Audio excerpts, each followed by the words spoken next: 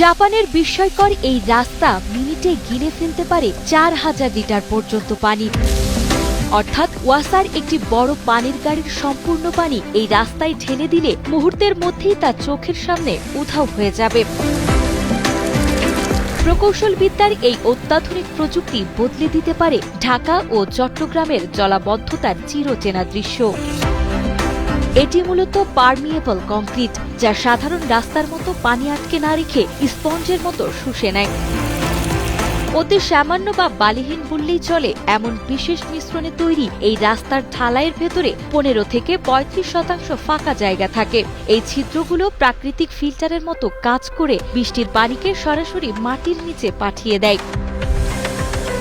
নির্মাণ ব্যয় সাধারণ রাস্তার চেয়ে কিছুটা বেশি হলেও এটি বৃষ্টির পানিকে সরাসরি মাটির নিচে পাঠিয়ে পানির স্তর রক্ষা করে এবং শহরের তাপমাত্রা কমায়।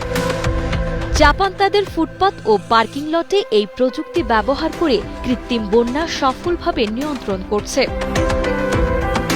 আমাদের ভিডিওগুলো বাগেরহাট থেকে দেখছেন FK ইয়াসিন, MD আলামিন খান দেখছেন প্যারিস থেকে, MD হেলাল শেখ রাজশাহী থেকে, MD শাহ আলম দেখছেন চট্টগ্রাম থেকে, মালয়েশিয়া থেকে দেখছেন MD হাসান শেখ।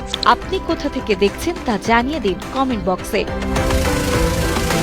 বাংলাদেশের প্রধান সড়কগুলোতে ধুলোবালি ও ভারী যানবাহনের চাপের কারণে এটি কিছুটা চ্যালেঞ্জিং হলেও আবাসিক এলাকা, হাঁটার পথ ও গ্যারেজে এর ব্যবহার অত্যন্ত বাস্তবসম্মত। আধুনিক নগর পরিকল্পনায় এই টেকসই সমাধান যুক্ত করলে আমাদের শহরগুলো দীর্ঘস্থায়ী জলাবদ্ধতার অভিশাপ থেকে মুক্তি পেতে পারে।